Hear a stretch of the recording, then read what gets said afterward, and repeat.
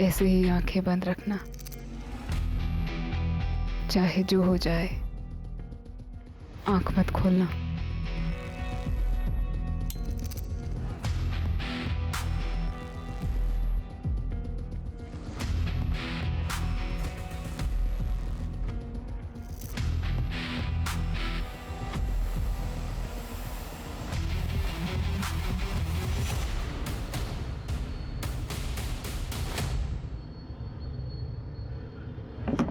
अरे भाभी जी लाइए, मैं पकड़ता हूँ, लाइए। क्या कर रहे हैं? रहने दीजिए, मैं कर लूंगी।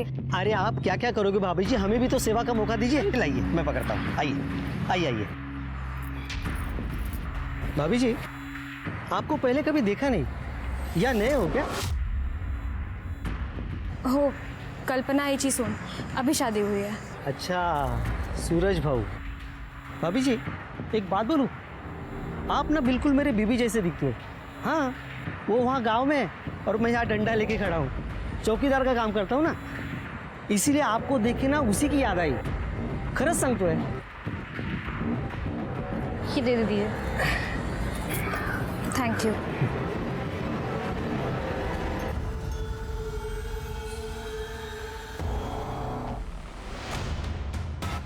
इस तरह अनजान लोगों से बात करने की कोई जरूरत नहीं है, समझी? चल अंदर।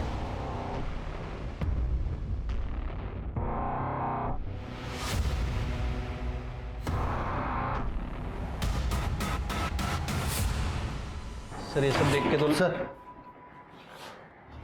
नमस्कार सर। हाँ सर, मैं अपने पड़ोसी के बारे में कुछ बोलना चाहता था। पहले अपने बारे में बता। हाँ सर, मैं पीताम्बर काळे नीरव नगर में रहता हूँ। मेरे पड़ोसी का नाम है सखाराम सावंत। माझ्याकडे वेळ नाही आहे, लवकर काय ते सांगा। सर, ये सखाराम सावंत की बेटी है सोनम, 1 साल भर से गायब है। बड़ी अच्छी लड़की थी। मैंने वो सखाराम सावंत और उसके बेटे सूरज सावंत दोनों को बहुत बार पूछने की कोशिश की, लेकिन वो लोग अजीब ढंग से बात को टाल जाते हैं। सर, फिर एक दिन बताया कि वो गांव चली गई है। हाँ, तो इसमें अजीब क्या है? हो सकता है बेटी को गांव भेज दिया हो। लेकिन सर, एक बहन को अपनी भाई के शादी में आना चाहिए कि नहीं? वो नहीं आई। अब ये उसका भाई सूरज दिखता भी कुछ अजीब ही है सर। पहले कभी इसको ना देखा ना इसके बारे में उन लोगों ने कभी जिक्र किया। फिर अचानक 3 साल पहले घर आ गया और 1 साल भर पहले सोनम गायब हो गई। ठीक है, जरा चेक करा। सर,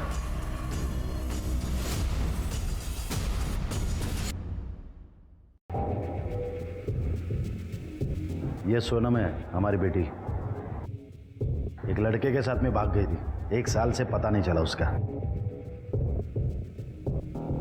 लोगों को पता चल जाता तो हमारी बदनामी होती, इसलिए सोनम की भागने की बात हमने किसी से नहीं कही। और हाँ, अब हमारा उससे कुछ संबंध नहीं है, समझ लीजिए मर गई वो। सर, मेरी अंजलि से शादी होने के बाद बड़ी मुश्किल से घर में खुशियाँ वापस आई हैं। आप प्लीज़ सोनम के बारे में बात करके हमें और परेशान मत करिए। अच्छा, आप लोगों की सोनम से आखिरी बार मुलाकात कब हुई थी? मुलाकात तो छोड़िए साहब, 1 साल से हमारी उससे बात भी नहीं हुई।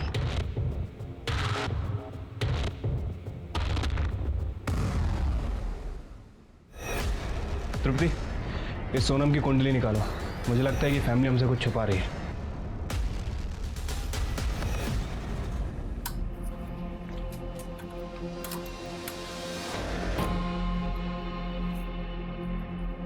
मुझे ये सब बहुत अजीब लगता है।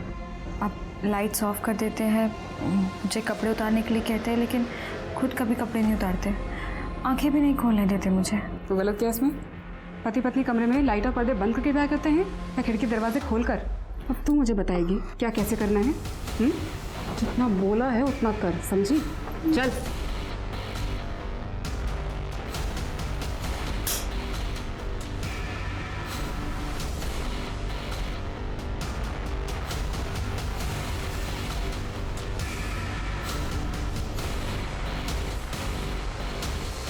कॉल रिकॉर्ड्स भी चेक किए, कोई अफेयर का एंगल सामने नहीं आया सर। तो सावंत परिवार ने उसके साथ क्या किया होगा? 1 मिनट सर। हेलो सर, मोरे नगर के पास वाले जंगल में एक लड़की की लाश मिली है। ठीक है, हम लोग तुरंत आ रहे हैं।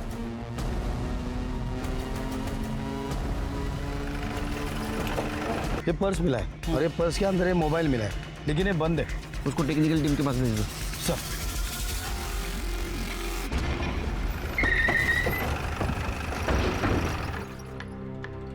आपकी बहू कहाँ है?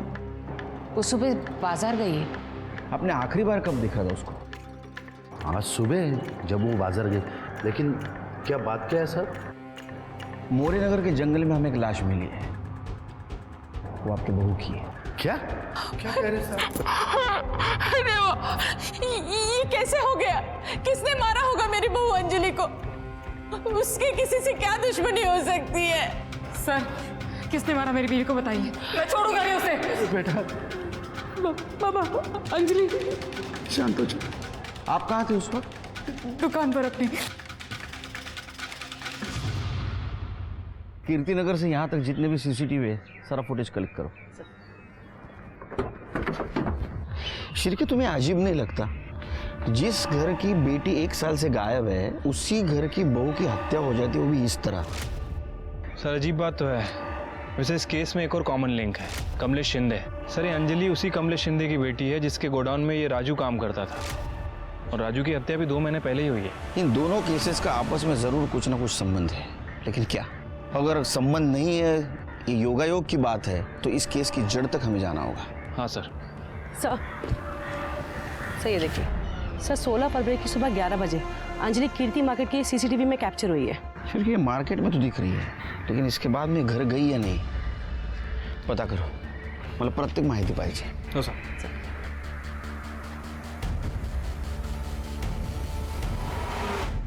अंजलि, अंजलि,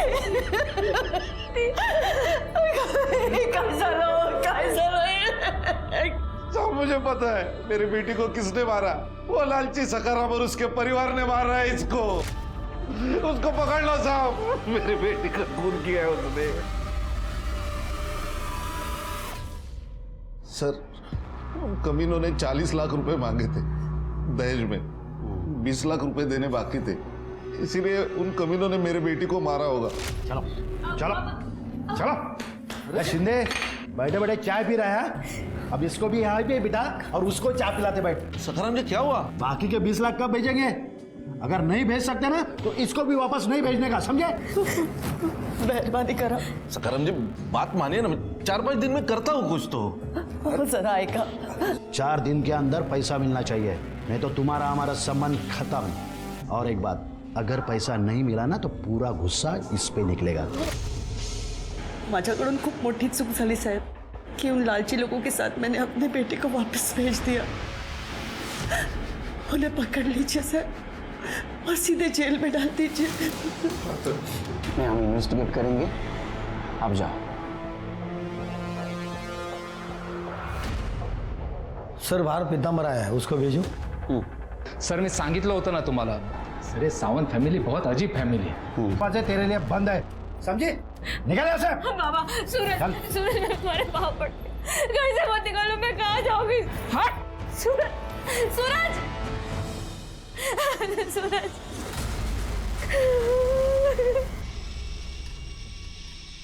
ओहो भाभी जी, ये दुनिया ना बड़ी जालिम है, लेकिन आप चिंता मत कीजिए, मैं हूं ना, आपको कोई भी तकलीफ होने नहीं दूंगा।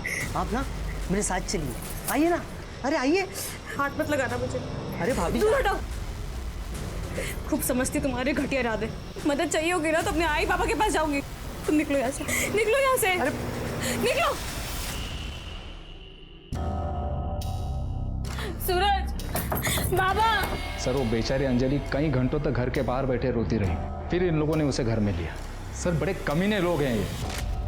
सर उस पर भरोसा मत कीजिए, वो 1 नंबर का कमीना आदमी है। वो भी यही बोल रहा था आपके बारे में। आप मुझ पर विश्वास कीजिए ना सर। क्यों? एक तो वो अपनी बेटी की शादी मेरे बेटे से करवाना चाहता था, जब बात नहीं बनी तो इस तरह से बदला ले रहा है। चाय पानी का बंदोबस्त करो। हो बाबा। बैठो। कहो कैसे आना हुआ? वो छोड़ो, मेरी खूबसूरत लड़की को रिजेक्ट करके तुमने इस लड़की से अपने बेटे की शादी करा दी, क्यों? पता है कितना दहेज मिला है? अरे तो दहेज मैं भी देता ना। देखो सखाराम, पैसा ही सब कुछ नहीं होता। देख लेना सखाराम, तुम्हारा बेटा इस लड़की के साथ कभी खुश नहीं रहेगा। अभी भी देर नहीं हुई है, इसे रास्ते से हटा दो और मेरी बेटी को बहू बना लो। तभी से पीतांबर खुन्नस पाल कर बैठा है। मुझे तो लगता है उसने ही मेरे बहू का मर्डर किया होगा। सर, अंजलि की पोस्टमार्टम रिपोर्ट में उसके साथ रेप कंफर्म हुआ है सर। उसकी मौत 16 फ़रवरी को दोपहर 12 से 2 के बीच में हुई है सर। उसके साथ बलात्कार किया गया और बॉडी पर सीमेन सैंपल भी मिले हैं। तो इसे ये सोनम सावंत के बारे में कुछ इन्फॉर्मेशन मिली? फिलहाल तो सर उसके बारे में कोई इन्फॉर्मेशन नहीं है। उसकी फ़ोटो सभी जगह सर्कुलेट करवा दी है। वॉचमैन नितिन? सर वो वॉचमैन अंजलि के मर्डर वाले दिन से ही गायब है। उसका घर भी चेक किया है सर, सामान वगैरह कुछ नहीं है। शिरके वो मिलना ज़रूरी है, ढूंढो, अरेस्ट करो उसको। ठीक है सर, अंजलि के मोबाइल से इस केस के बारे में एक बहुत इंपॉर्टेंट इन्फॉर्मेशन मिली है। ये देखिए। और ये तो राजू है शिरके। अंजलि के मर्डर के 2 महीने पहले इसका मर्डर हुआ था। क्या अंजलि और राजू एक दूसरे को जानते थे? सर ये राजू के फ़ोन में अंजलि का फ़ोटो इसके साथ मिलना, मतलब सर हो सकता है कि ये दोनों केस आपस में कनेक्टेड हों। शिरके, अंजलि की पहली बहुत उलझी हुई है। इसका मतलब ये अंजलि के बारे में सबको सब कुछ नहीं पता। एक काम करो, इसके ससुराल और मैके को खंगालो। इसके बारे में कुछ ना कुछ इन्फॉर्मेशन जरूर मिलेगी। ठीक है सर।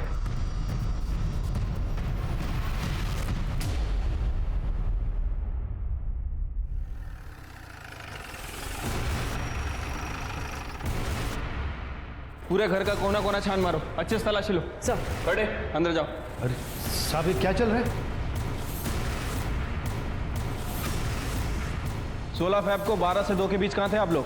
कहाँ थे मतलब? घर पे ही थे। सूरज कहाँ था? हमारी किराने की दुकान है, मैं वहीं पर था।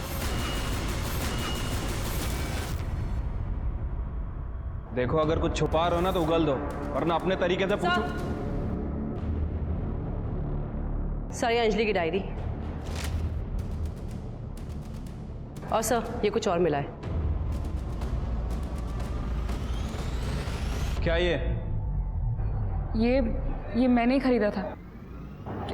क्यों, कोई अपराध है क्या? चलो सर, अंजलि के हस्बैंड सूरज के कॉल रिकॉर्ड चेक किए थे सर। सर एक इंपॉर्टेंट बात पता चली है सर। ये सूरज किसी निशा नाम की औरत के कांटेक्ट में था। निशा बार बार उसे कॉल करती थी, और जब हमने निशा के एड्रेस पे जाके पूछताछ की तो सर पता चला है कि निशा सूरज की पहली बीवी थी। 5 साल पहले ये सावंत फैमिली आदर्श नगर में रहती थी, और सर ये सावंत फैमिली के घर से अंजलि की डायरी मिली है। बहुत कुछ लिखा है इसने उसमें। राजू देखो, मैं तुम्हारी पसंद की मिठाई लेकर आई हूँ। मेरी पसंदीदा मिठाई तो तुम हो। बैठो।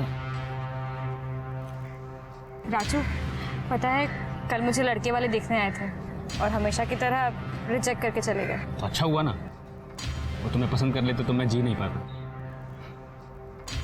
अंजलि, मैं तुम्हें खो कर ना जी नहीं पाऊंगा। तुम सिर्फ मेरी हो। अंजलि! बाबा, बाबा! तेरे औकात कैसे? औकात में रह! मेरे अंजलि की तरफ हाथ उठाकर देखा कैसे तूने? बाबा उसकी कोई गलती नहीं है। बाबा बाबा बाबा लगा के रखा है। चल घर पे।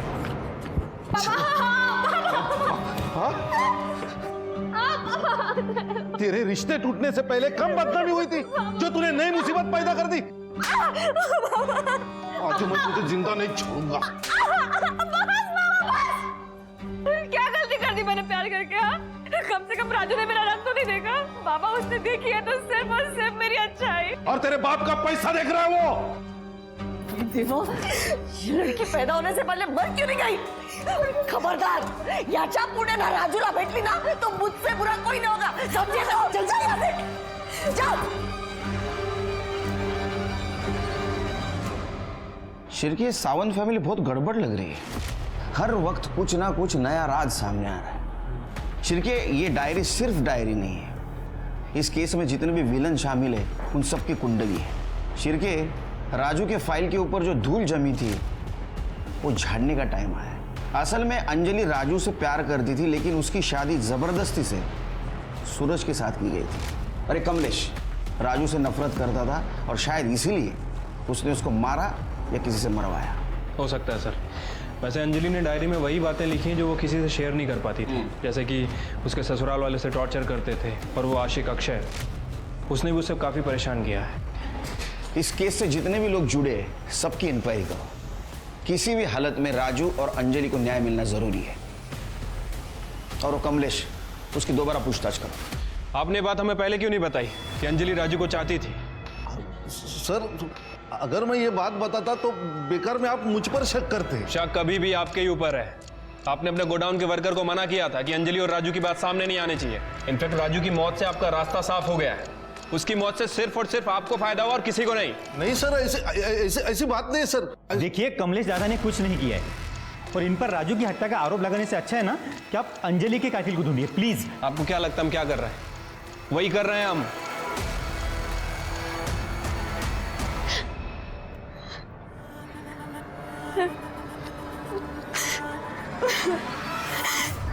I'm sorry दीदी।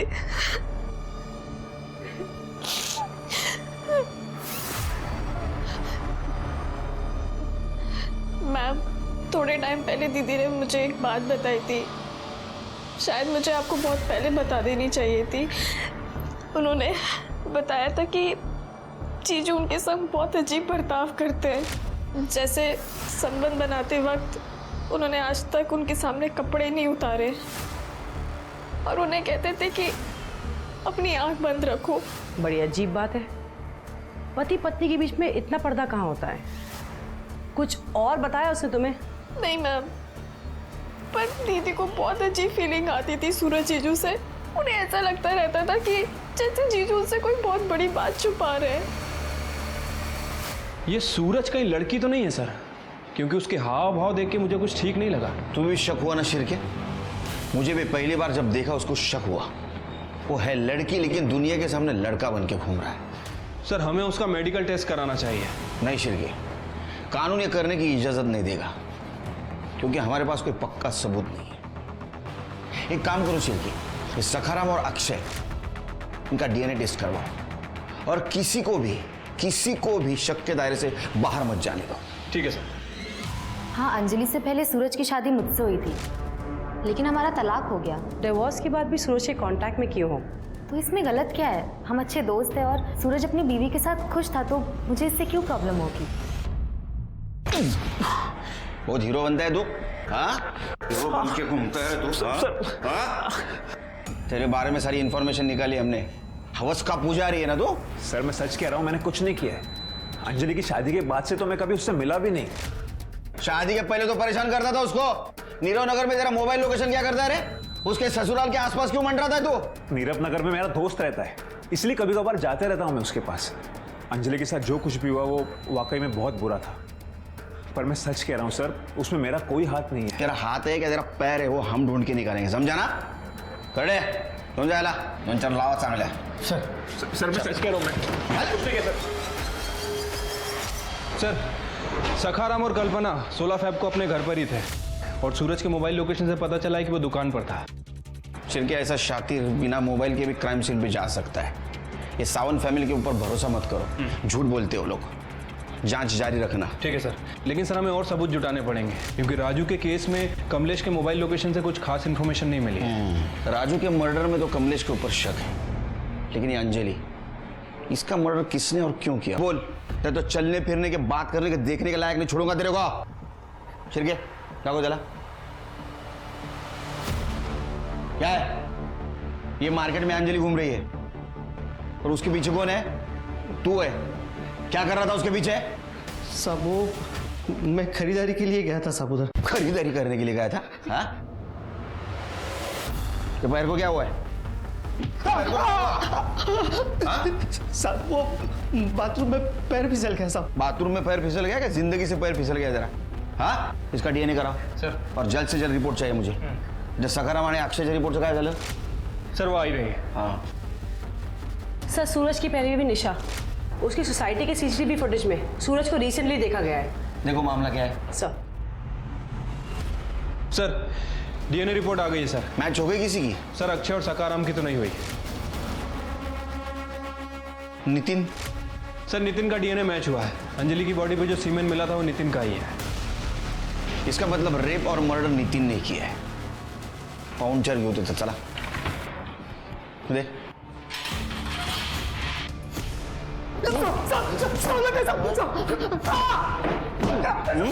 ये तो प्रूव हो गया कि तूने अंजलि का रेप किया। मर्डर क्यों किया उसका? बताता साहब। सब उस दिन अंजलि मार्केट से लौट रही थी तो मैंने उसका पीछा किया साहब।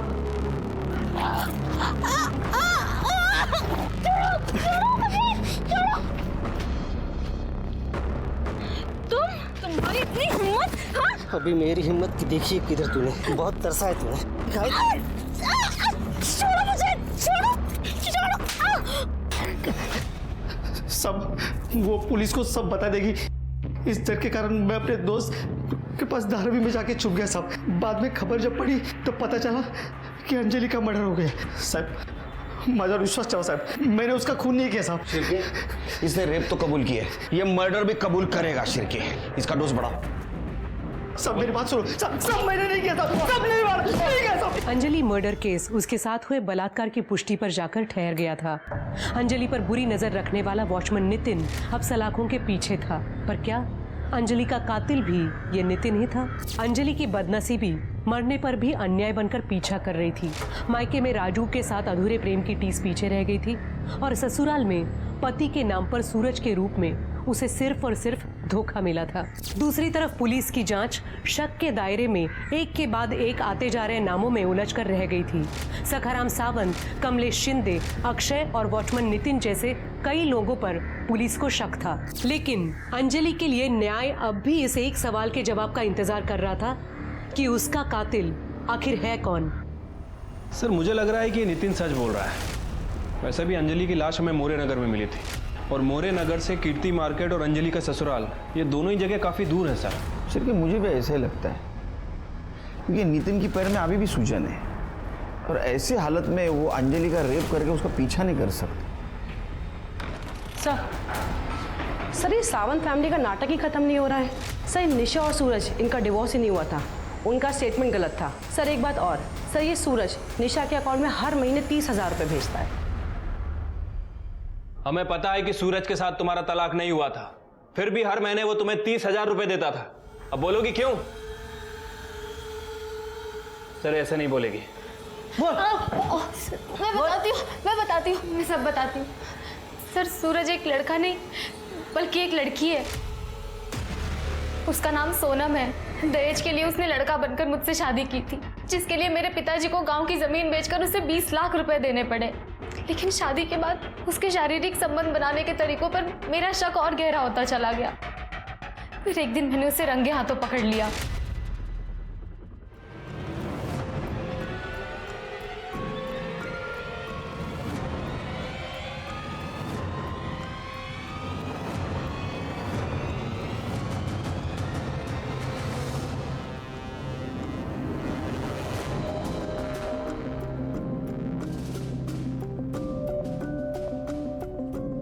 तो यही ढूंढ रही है ना? अली कब तक लड़का बनने का नाटक करके बेवकूफ बनाएगी? सूरज अपने लड़की होने की बात राज रखने के लिए मुझे हर महीने पैसे देता है, लेकिन मेरे पिता ने शादी पर जितना खर्च किया है वो सब मैं उससे वसूल कर रहूंगी। इसका मतलब इस साजिश में तुम सूरज के साथ शामिल हो। ये सब क्यों होने दिया? तुम पुलिस के पास भी आ सकती थी, तुमको तो पता चला होगा। तुम्हारे बाल तो बड़े, अरे ये तो लड़की है। हाँ, अब पता चला क्यों मारा? अब ये बताओ कि ये सोनम को सूरज क्यों बनाया था? लोगों की क्यों फंसा रहे थे? दहेज के लिए सर हमारी सोनम की शादी नहीं हो पा रही थी। सब लोग बहुत ज़्यादा दहेज मांगते थे सर, और हम नहीं दे पा रहे थे। तो हमने सोचा कि सोनम को लड़का बना देंगे, उसकी शादी करवा देंगे और खुद दहेज ले लेंगे। वैसे ही किया सर हमने, लेकिन वो अंजलि को हमने नहीं मारा सर। अंजलि को तुम नहीं मारा है क्योंकि उसको पता चल गया था ये सूरज नहीं सोनम है, और तुम्हें डर था वो सबको बता देगी, इसलिए तुमने अंजलि को मारा। सर हमने अंजलि को नहीं मारा सर, बल्कि मैं तो खुद ही परेशान हो गई थी लड़का बनने का नाटक करते करते। सर एक मिनट। हेलो, क्या?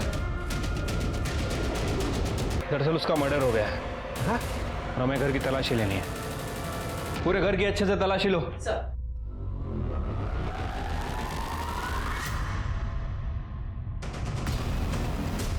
खड़े, बुलाओ उन्हें।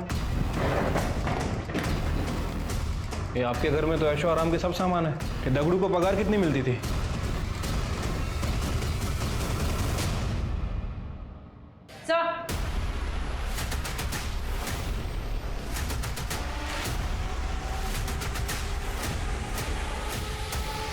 Yes sir. जैन सर हमने दगड़ू के घर की तलाशी ली। सर ये दगड़ू मामूली सी पगार पे शिंदे के गोडाउन में काम करता है, लेकिन सर उसके घर में ऐशो आराम की हर चीज़ है, TV, fridge, washing machine, AC, सब कुछ। और सर कमाल की बात यह है कि ये सारी चीज़ें उसे किसी और के क्रेडिट कार्ड से खरीद के दी गई हैं।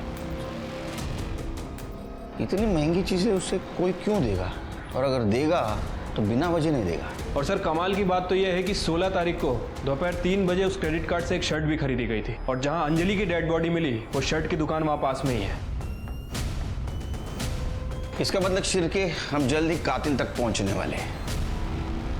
अंजलि का कातिल और मैं? ये क्या बकवास कर रहे हो आप? शायद आपको मालूम नहीं, अंजलि मेरी भतीजी है। मैं भला उसका खून क्यों करूंगा? क्योंकि तूने अंजलि का बॉयफ्रेंड राजू का मर्डर किया। ये क्या बोल रहे हो आप? शिरके,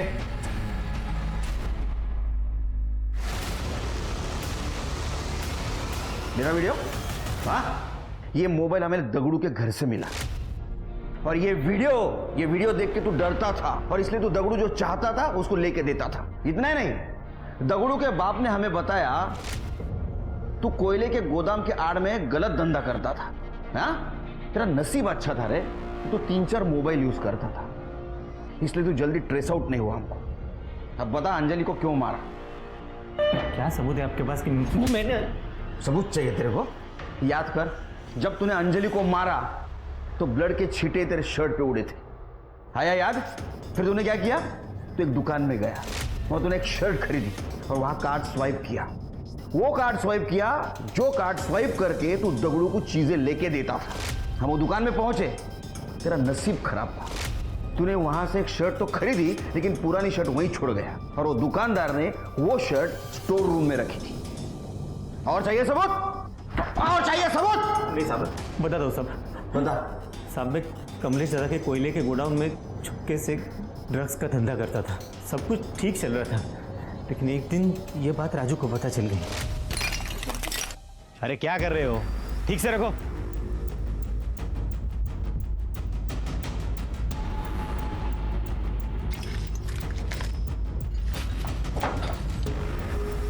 देख राजू, अपने काम से काम रख, समझा?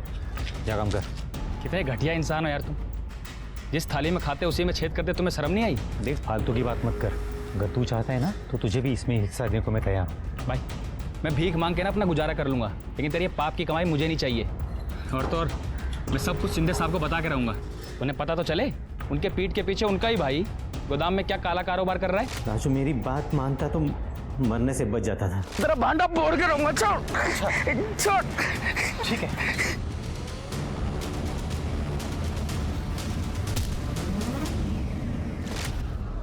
अंजलि को क्यों मारा? सब एक दिन अंजलि अचानक मायके आई थी और मुझे ये बात मालूम ही नहीं थी वो घर पे है। देख दगड़ू, अगर मुझे ब्लैकमेल करने की कोशिश की ना तो तू बहुत पछताएगा। ड्रग्स सप्लाई के मामले में तुझे जो तेरा हिस्सा मिल रहा है ना, तू उसी में खुश रहे, समझा? और हाँ, राजू की हत्या का मामला अगर सामने आया तो तुझे क्या लगता है तू बच जाएगा? मेरे साथ तू भी फंसेगा। चल रखता हूं।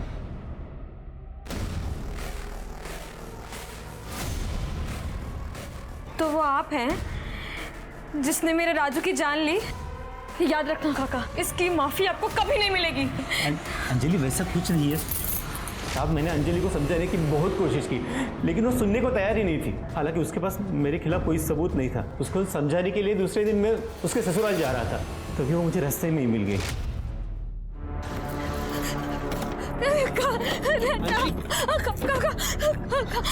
अंजलि, क्या हुआ? काका बताओ मुझे, किसने किया ये सब? काका, एक आदमी ने मेरी जिंदगी बर्बाद कर। तुम गाड़ी में बैठो, मैं सब कुछ ठीक करूंगा। नहीं, अब मुझे जीना ही नहीं है काका। अंजलि, तुम गाड़ी में बैठो, चलो।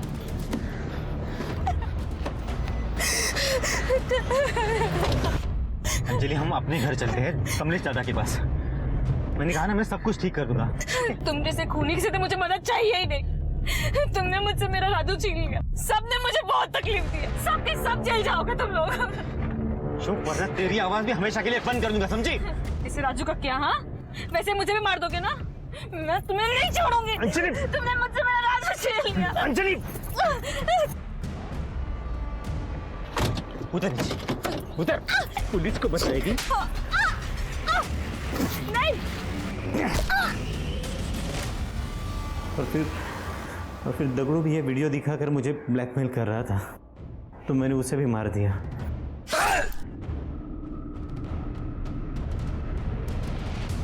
तूने लोगों को नई सीख दी है। बाहर वालों से पहले अपने लोगों से सतर्क रहना चाहिए। लालच कई बार ऐसी हवस का रूप लेता है कि इंसान अच्छे बुरे का फर्क नहीं कर पाता है। वो एक गुनाह छिपाने के लिए सिलसिलेवार अपराध करने पर मजबूर हो जाता है। करीब 3 महीने से अनसुलझा पड़ा ये कोल्ड केस दगड़ू की मौत के बाद सुलझ पाया। राजू की हत्या के 2 महीने बाद अपनी भतीजी अंजलि और फिर दगड़ू की हत्या को अंजाम देने में दोषी प्रशांत शिंदे को कड़ी सजा सुनाई गई।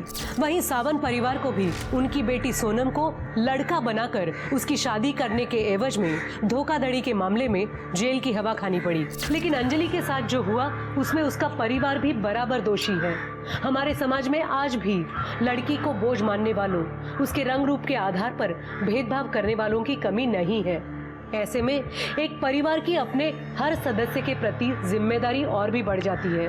पराये लोगों से असुरक्षा स्वाभाविक है, लेकिन ख्याल रखें कि हमारे आसपास पारिवारिक सुरक्षा का एहसास देने वाला कोई शख्स ही कहीं संदिग्ध तो नहीं। अब मैं सोनाली कुलकर्णी आपसे विदा लेती हूँ। फिर मिलेंगे क्राइम पेट्रोल सतर्क के जस्टिस रीलोडेड में एक नए केस के साथ। तब तक अपना और अपने परिवार का ख्याल रखें, मास्क पहने, सैनिटाइजर का इस्तेमाल करें और सोशल डिस्टेंसिंग ध्यान में रखें। देखते रहिए क्राइम पेट्रोल सतर्क।